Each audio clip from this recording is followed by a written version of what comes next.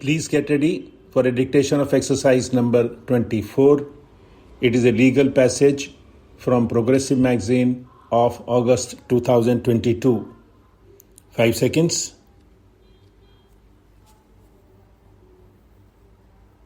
Start. We have heard Mr. Tushar Mehta, learned additional Solicitor General for the Union of India, Mr. K.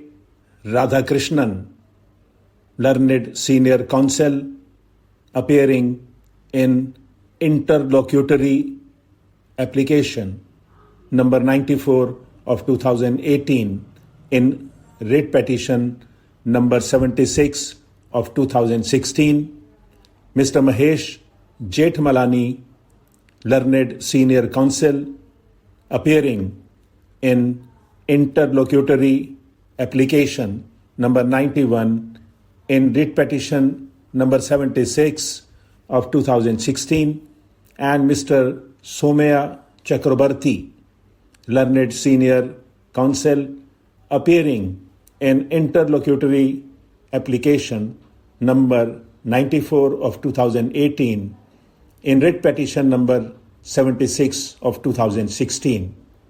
It is submitted on behalf of the petitioners and the interveners that homosexuality, bisexuality, and other sexual orientations are equally natural and reflective of expression of choice and inclination founded on consent of two persons who are eligible in law to express such consent, and it is neither a physical nor a mental illness. Rather, they are natural variations of expression and free-thinking process, and to make it a criminal offense is offensive of the well-established principles pertaining to individual dignity and decisional autonomy inherent in the personality of a person, a great discomfort to gender identity, destruction of the right to privacy, which is a pivotal facet of Article 21 of the Constitution, unpalatable to the highly cherished idea of freedom, and a trauma to the conception of expression of biological desire, which revolves around the pattern of outline of true manifestation of identity.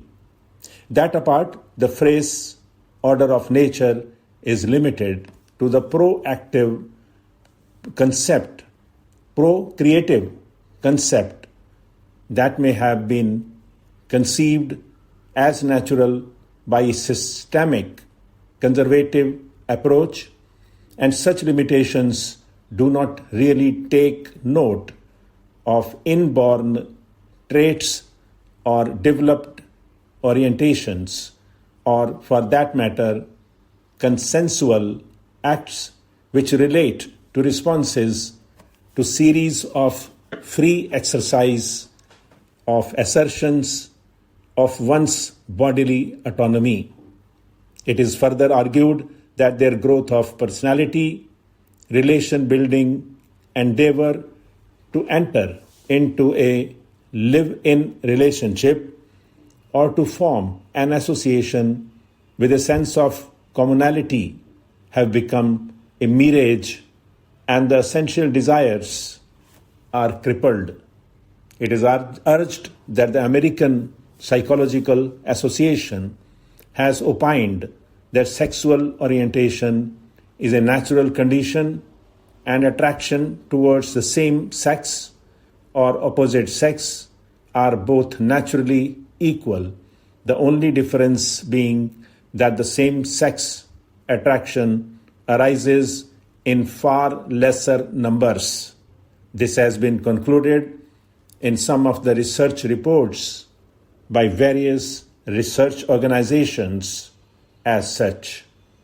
The petitioners, in their arguments, have highlighted that the rights of the gay, bisexual, and transgender community, who comprise 7 to 8% of the total Indian population, need to be recognized and protected, for sexual orientation is an integral and innate facet of every individual's identity.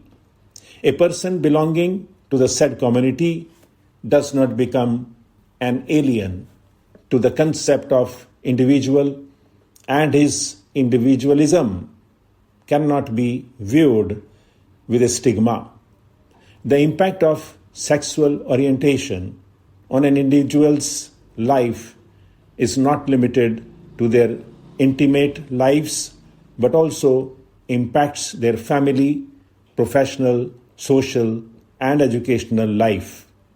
As per the petitioners, such individuals need protection more than the heterosexuals, so as to enable them to achieve their full potential and to live freely without fear, apprehension, or injury, in such a manner that they are not discriminated against by the society openly or secretly, or by the state in multifarious ways, in matters such as employment, choice of partner, testamentary rights, insurability, medical treatment in hospitals, and other similar rights arising from live-in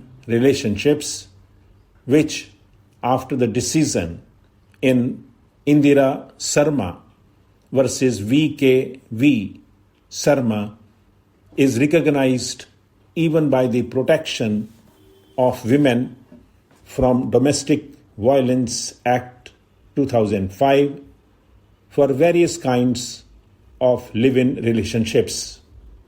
The same protection, as per the petitioners, must be accorded to same-sex relationships. It is urged by the Learned Counsel for the petitioners that individuals belonging to the LGBT group suffer discrimination and abuse throughout their lives due to the existence of Section 377 IPC, which is nothing but a manifestation of a mindset of societal values prevalent during the Victorian era, where sexual activities were considered mainly for procreation. The said community remains in a constant state of fear, which is not conducive for their growth. It is contended that they suffer at the hands of law and are also deprived of the citizenry rights which are protected under the Constitution. The law should have treated them as natural victims and sensitized the society towards their plight and laid stress on such victimization. However, the reverse is being done, due to which a sense of estrangement and alienation has developed and continues to prevail amongst the members belonging to the LGBT group. Compulsory alienation due to stigma and threat is contrary to the fundamental principle of liberty. The petitioners have referred to the decision of this court in Nalsa case, wherein transgenders have been recognized as a third gender apart from male and female and have been given certain rights. Yet, consensual activities amongst transgenders would continue to constitute an offense. Stop.